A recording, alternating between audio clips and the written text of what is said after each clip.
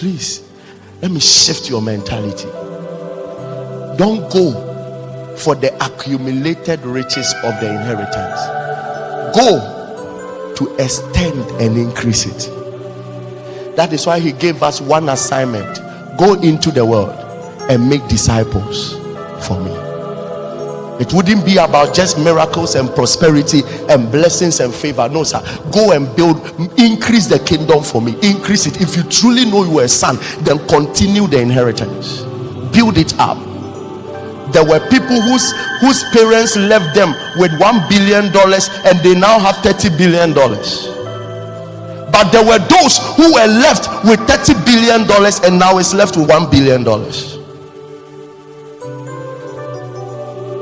And most of us have such mentalities of irresponsible sons. We were left with many things, but today we are going down. The body of Christ keeps compromising. Do you see what we were left with? When Ananias and Sapphira even lied, they died. Even lying.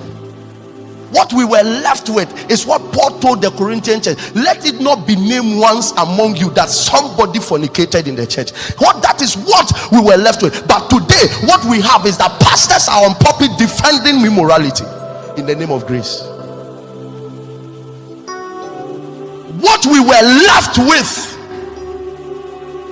was the Ephesian church.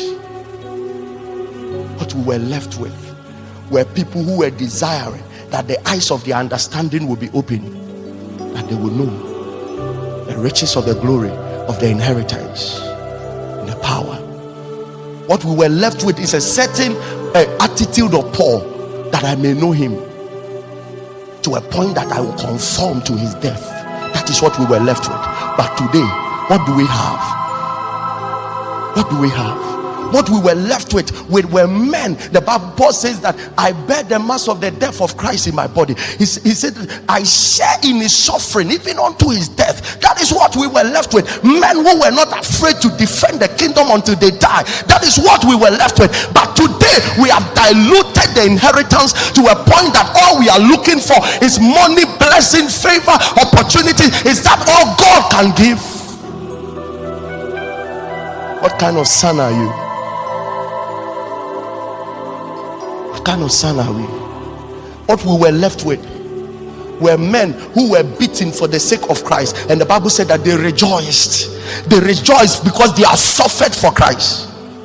Today, if you preach such messages, they are saying that you are making the children of God sad. It's not grace. How devilish.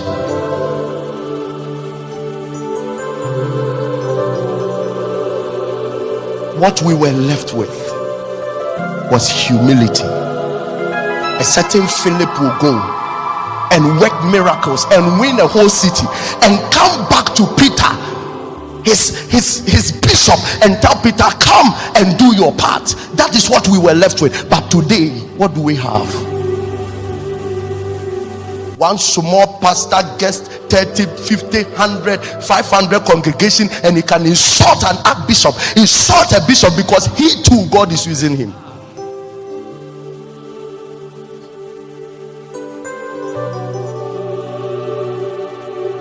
What we were left with is a certain Paul who came to meet Peter